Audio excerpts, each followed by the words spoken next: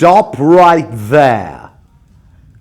There's been a crime in the kitchen. There are bite marks, there are crumbs, and the main suspect is covered in buttercream.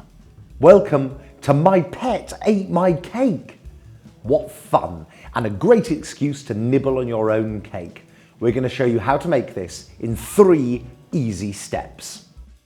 To start, you'll need 4 sponges. We baked ours at 180 degrees for 20 to 25 minutes. And while they're cooling, let's whip up some American buttercream magic. First, cut your butter into small chunks. Set your mixer to speed 4 and let that butter whirl for 5 to 6 minutes. Once it's looking right, switch to the spoon setting and gently ease in half of your icing sugar.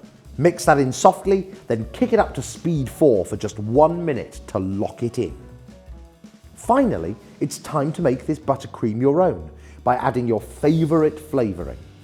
Give it one last spin for 3 to 4 minutes until it's light, smooth and fluffy. Voila! American buttercream that's almost too good to share, even with your pet. Now, it's time to create the star of the show, the mischievous pet. Now, we're creating a cute cat today, but if you're more of a dog person or a tortoise person, hey, no judgment, you do you. Use a sheet of parchment paper to keep things non-stick. Starting with the body, roll an orange oval, then layer on a white oval for the tummy. Score it with your fondant tool to create a fluffy fur-like texture. For the limbs, roll 4 small sausages with rounded ends and attach them directly to the body. Don't forget to texture those too. For the head, roll a ball and 2 triangles for ears. Add white accents for the cheeks and inner ears, then bring to life with more fur details. Feel free to get creative here. Add a collar, a toy, or even a guilty expression. After all, this little guy did just eat your cake. We've had some fondant fun and also added cherries to our cake. To do this, roll red fondant into small spheres and score a single line down the side.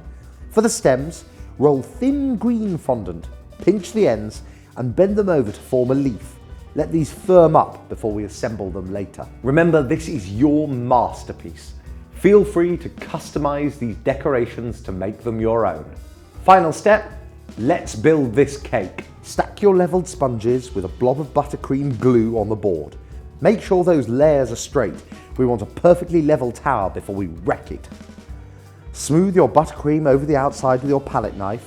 This is your crumb coat. This can go into the fridge for around 10 minutes before adding the next layer.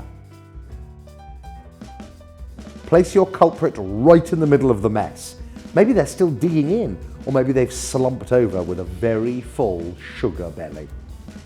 Now for the best part, because this pet is clearly not house trained. Grab a fork and dig out sections of the cake. Make it look like your pet couldn't resist a midnight snack by adding a little cake mess around the mouth and paws. This is where the story really comes alive. For the finishing touches, you can add whatever you fancy. We're adding some flour sprinkles. Ooh, and let's not forget to add the cherries on top, or whatever your final details are. And there we have it. A cake so good, even the decorations couldn't resist taking a bite. It's playful, it's messy, and it's a work of art. If you're ready to let your imagination run wild in the kitchen, don't forget to subscribe for more tips, tricks, and baking joy. Now, if you'll excuse me, I'm off to find the real culprit. Until next time, bakers.